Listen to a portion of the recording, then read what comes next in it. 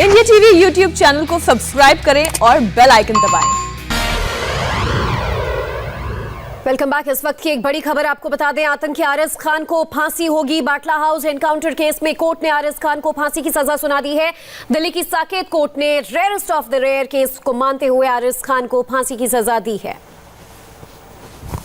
तो बड़ी खबर इस वक्त की, बाटला हाउस एनकाउंटर मामले में इस वक्त फैसला सुना दिया गया है और आतंकी आरिज खान को फांसी की सजा सुनाई गई है। दिल्ली के साकेत कोर्ट ने यह फैसला सुनाया है और अब से कुछ देर पहले दिए गए इस फैसले में यह फैसला सुनाया गया कि रेयर ऑफ रेयरेस्ट इस केस को माना गया है और इसीलिए आतंकी आरिज खान को फांसी की सजा सुनाई गई है। बाटला हाउस एनकाउंटर मामले में दिल्ली के साकेत कोर्ट का बड़ा फैसला, आतंकी आरिज खान को रेयर ऑफ रेयरेस्ट केस मानते हुए फांसी की सजा सुना दी गई है।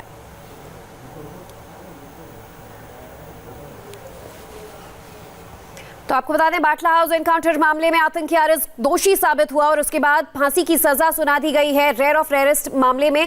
और हालांकि फांसी कब होगी इस बात का अभी जो तारीख है वो ऐलान नहीं किया गया है, लेकिन बाटला हाउस एनकाउंटर मामले में साकेत कोर्ट ने ये बड़ा फैसला सुनाया है, आतंकी आरिज खान को फांसी की सजा सुनाई है।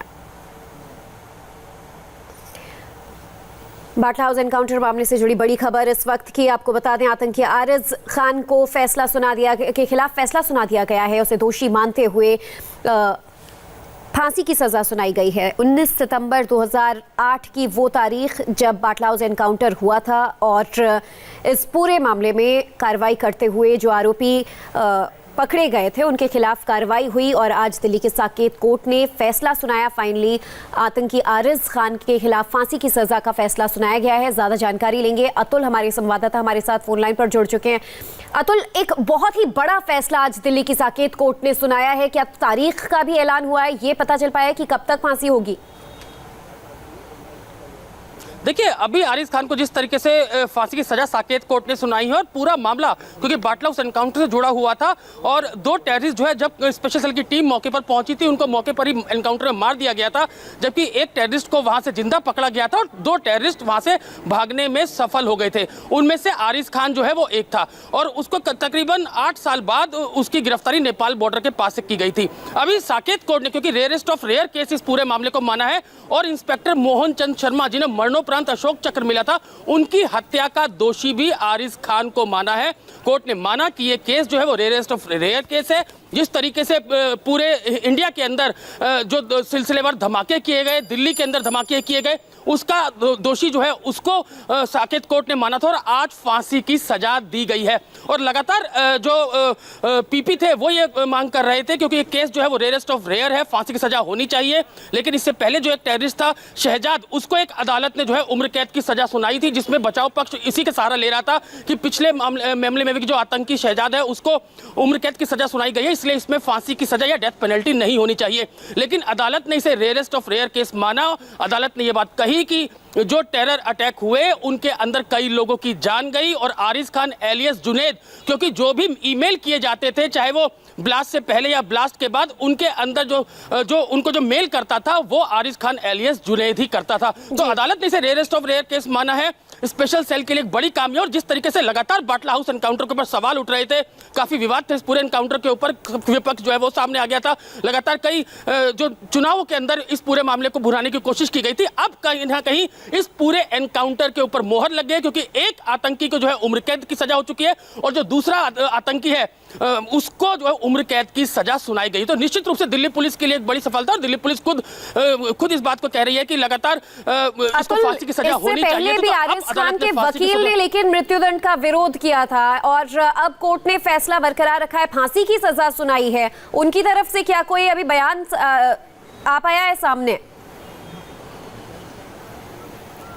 देखिए, अभी हम ठीक बिल्कुल साकेत कोर्ट के नीचे ही खड़े हैं। आपसे कुछ देर बाद जो बचाव पक्ष के वकील हैं और जो पब्लिक प्रोसिक्यूटर है वो यहाँ पर आके पूरा जो कोर्ट का फैसला है उसके बारे में बताएंगे, क्योंकि अभी सब ऑर्डर की कॉपी का वेट कर रहे हैं। लेकिन जिस तरीके से जज सामने आए थे, पहले फैसला 4 बजे आना था, फिर 4:30 बजे का टाइम और अब लगभग 5:35 पे यह फैसला सुनाया गया है। निश्चित रूप से जिस तरीके से फांसी की सजा रेयरेस्ट ऑफ रेयर केस इसको माना गया, उसके बाद जो है काफी टाइम लगा इस फैसले को आने में और अब यह फैसला आ चुका है कि आरिज खान को फांसी की सजा दी जाएगी।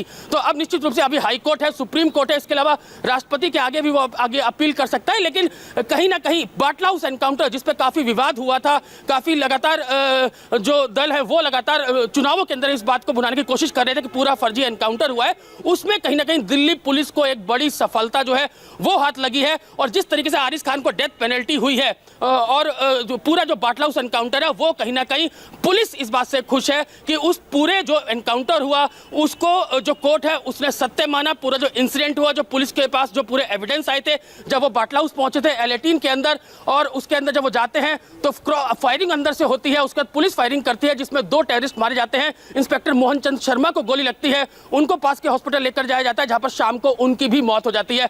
और जिस तरीके से सुरभि ये पूरा बाटला हाउस एनकाउंटर हुआ था उस समय हम भी वहां पर मौके के ऊपर मौजूद थे। जब पुलिस टीम वहां पर पहुंची थी तो आसपास के इलाके के लोगों ने जब पुलिस वालों को घेर लिया था, लोकल पुलिस वहां पर बुलानी पड़ी थी और इसके अलावा जो पैरामिलिट्री फोर्स है उसकी वहां पर तैनाती की गई थी। तो ये पूरा मामला जिस तरीके से विवादों में रहा, लगातार ये इसकी जुडिशियल इंक्वायरी की मांग की जा रही थी, सुप्रीम कोर्ट तक में ये मैटर गया। लेकिन अब दिल्ली पुलिस की निश्चित रूप से एक बड़ी जीत जब आरिज खान को फांसी की सजा सुनाई गई है। 19 सितंबर 2008 की वो शाम, खौफनाक शाम शायद ही कोई भूल पाएगा। लेकिन जिस तरह से आप बता रहे हैं दिल्ली पुलिस के जो इंस्पेक्टर थे मोहन शर्मा, एनकाउंटर में उनकी मौत हुई थी। इस मामले में आरिज खान को दोषी माना कोर्ट ने, लेकिन कुछ और मामले भी उस पर दर्ज हैं। 2 और मामलों में भी वो आरोपी साबित हुआ है। इसके बारे में थोड़े और ज्यादा डिटेल्स दीजिए। देखिए, बिल्कुल सबसे अहम जो मामला था वो ये था कि इंस्पेक्टर मोहन चंद शर्मा के ऊपर गोली चलाई गई थी। तो कोर्ट ने इस बात को माना कि आरिज खान उन आतंकियों में से एक था जिसने इंस्पेक्टर मोहन चंद शर्मा के ऊपर गोली चलाई थी। इसके अलावा एक अलग कांस्टेबल को भी जो है वो गोली लगी थी पूरे एनकाउंटर के दौरान। और जो डीसीपी संजीव कुमार यादव है उस समय एसीपी थे स्पेशल सेल के, उन्होंने क्योंकि वो जब मोहन चंद L18 से नीचे उतर रहे थे तो उसी समय ऑपरेशन को लीड करने के लिए वो ऊपर चढ़ते हैं और जब वो वहां पर पहुंचते हैं तो उनके ऊपर फायरिंग होती है, लेकिन बुलेट प्रूफ जैकेट उन्होंने पहनी हुई थी, उसमें वो गोली लगती है। तो पूरा जो एनकाउंटर हुआ और जिस तरीके से जो सीरियल ब्लास्ट हुए दिल्ली के अंदर, और इसके अलावा गोरखपुर के अंदर ब्लास्ट हुए थे, लखनऊ के अंदर ब्लास्ट हुए थे, जयपुर के अंदर ब्लास्ट हुए थे, उन सभी जो ब्लास्ट है उनके अंदर भी दोषी जो आरिज खान है उसको माना गया। और सबसे अहम बात सुरभि यहाँ पे ये कि जो आरिज खान एलियस जुनैद है ये बम बनाने के अंदर माहिर था।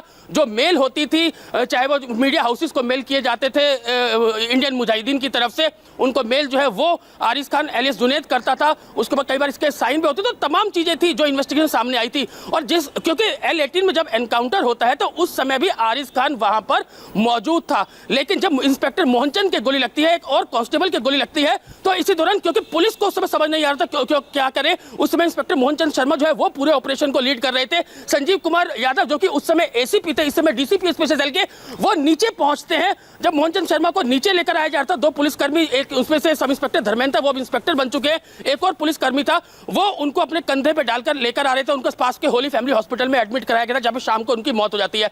तो जिस तरह संजीव कुमार यादव ऊपर जाते हैं तो वहां पर हालात इस तरीके के थे कि आखिर किया जाए, क्योंकि आसपास का जो मॉब है वो पूरा इकट्ठा हो चुका था। सब लोग ये कह रहे थे कि ये पढ़ने वाले बच्चे हैं, ये जामिया के बच्चे हैं, ये बिल्कुल आप जो मंजर डिस्क्राइब कर रहे हैं, लेकिन आज दिल्ली पुलिस के लिए भी बहुत ही सैटिस्फैक्टरी डे होगा, क्योंकि बार-बार अदालत में दलील दी गई थी खासतौर पर पुलिस अधिकारियों द्वारा कि ये सिर्फ एक पुलिस अधिकारी की हत्या का मामला नहीं है, उस न्याय प्रक्रिया को भी बचाने का सवाल है जिसकी दलीलें अदालत में दी गई। और आज दिल्ली की साकेत कोर्ट ने बड़ा फैसला सुनाया, इंडियन मुजाहिदीन से जुड़े इस आतंकी को फांसी की सजा सुनाई है। अतुल, अपडेट्स लगातार आपसे लेते रहेंगे, धन्यवाद अब तक की इस पूरी जानकारी के लिए।